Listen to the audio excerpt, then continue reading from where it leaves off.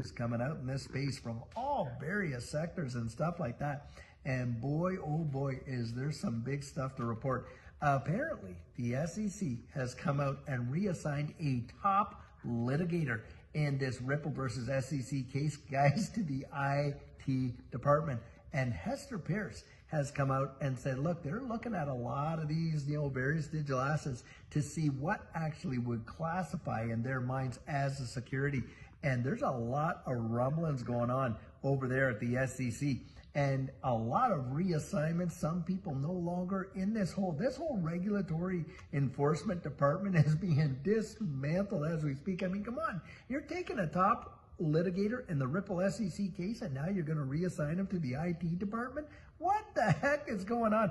I think, guys, for all we know, they could be ready to kind of capitulate this whole deal. Now, for me, you know how I think about that. I think that they're going to save this, for Paul Atkins when he gets in there, so that would be like a feather in his cap, and boy, would he win, the positive sentiment of the XRP army for sure, and really start off his tenure as the SEC commissioner in such a positive way. So maybe they're going to wait for that. But this is really, really big when you're seeing such a shakeup as this and that type of thing. And now, we're also getting some news on the XRP, technical analyst front. And Dark Defender came out there and he posted this amazing article where he showed all his charts and this and that. And he said, listen, the next stop for XRP could be $8. Now think about that. He was pointing out that this last drop where we dropped down to $1.72 and then the appetite to just gobble it up has showed such tremendous strength. Now, a lot of folks are out there thinking, well, XRP is showing all this weakness hovering around that $2.50, $2.40 and all that kind of stuff. Well, he's not looking at it like that. He's saying, hey, this is healthy market reaction considering how powerful and strong that dip was, and to gobble that back up. And he's thinking that, look, we could see one of these God candles that sends this thing right past the previous all-time high into price discovery as high as $8. And I'll tell you, that would make a lot of people happy, to be sure, but I think it would send a lot of these fudsters right out of their mind. They have been having a heyday, have they not? When, with the present price of XRP and all that's been going on, and in the comments you can read it where they're saying, well, XRP is going to go down there to $1.50 and whatever. And I replied to one of them and I was saying, wow, that would be amazing.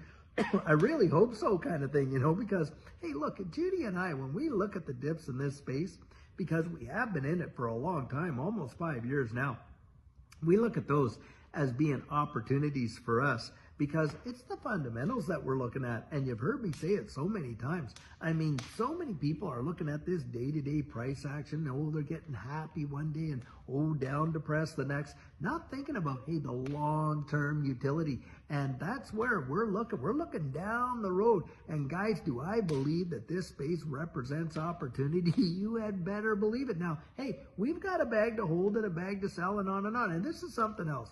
A lot of people will come out there and they'll say, hey, I'm never selling my XRP. And I think that's A-okay if that's their plan.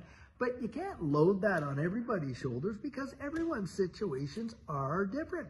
And you want to get out there and kind of think about that, how it's impacting you. Because look, some folks might have a sick child. Maybe they have medical bills to pay. Maybe they're just looking forward to being able to pay that mortgage and burn it right in there. Or maybe they got a kid that's going to university and they want to help pay that kid's tuition. I mean, there's so many reasons that people may look at selling and stuff like that.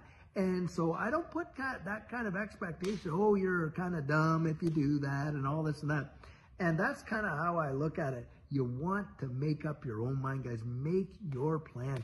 Get out there and be strategic. Now, having said that, I have met with some amazing folks today just doing this coaching, and I am loving it, to be completely honest.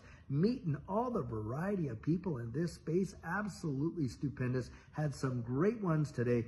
And the thing is this, guys, you want to get your plan in place, because when this thing moves, wow, as it been my experience, it moves so fast. Just look what happened there on the weekend where it literally dipped down, fired right back up within minutes.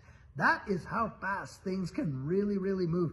And on top of that, look at how it was trying to get into Uphold and all these others. And I had someone come and talk to me and said, hey, Kraken was a real problem for them and stuff like that. And that's why I throw that Caleb and Brown out there, because guys, I'll tell you what, we had no issues. Just be able to get on there, literally get on there and do our trades and stuff like that. And we've got that link right down there in every description of our video. And I'll tell you what, it costs you nothing to sign up with Caleb and Brown. They do their KYC like they all do. Costs you nothing to talk to your assigned broker as many times as you like. And it costs you nothing should you decide to use their institutional grade custody to hold your assets. The only time you pay a fee is when you buy and when you sell. Now, a lot of these other exchanges, they'll come out and say, oh yeah,